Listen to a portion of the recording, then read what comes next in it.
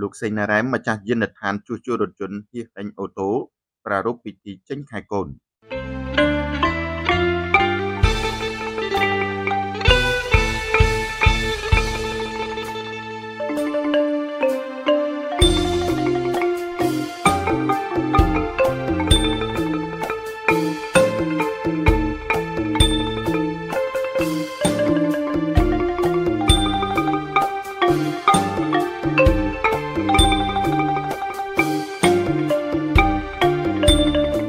កំពង់ត្រាចលោកសេងណារ៉ែមម្ចាស់យានដ្ឋានជួសជុលរថយន្តហៀហិញអូតូនិងអ្នកស្រីការត្រូវបានប្រារព្ធពិធីចេញខែកូនប្រុសឈ្មោះសេងលីហួរដែលទើបតែសម្រាប់បាន30ថ្ងៃពិធីនេះបានប្រព្រឹត្តធ្វើឡើងនៅព្រឹកថ្ងៃច័ន្ទ7រោចខែមិញឆ្នាំម្សាញ់សប្បុរស័កពុទ្ធសករាជ2569ត្រូវនៅថ្ងៃទី9ខែកុម្ភៈឆ្នាំ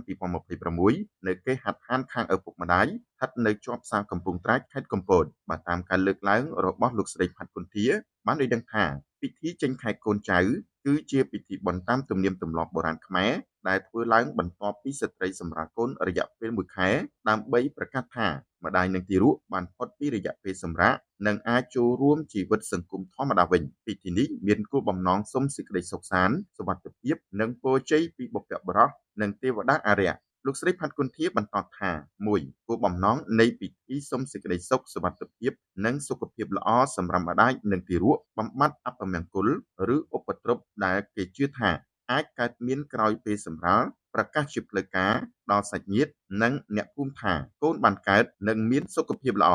2ការរៀបចំពិធីជាទូទៅគ្រួសាររៀបចំតុបតែងផ្ទះនិងត្រៀមគ្រឿងបូជាដូចជាបាយសីផ្លែឈើបង្អែមទឹកអប់ឬទឹកស្អាតទៀនធូបការម្ហូបអាហារសម្រាប់ទទួលភ្ញៀវគ្រួសារមួយចំនួនអញ្ជើញព្រះសង្ឃមកសូត្រមន្តឬអញ្ជើញអាចារ្យធ្វើពិធីបួងសួងតាមជំនឿបុរាណ3ពិធីសំខាន់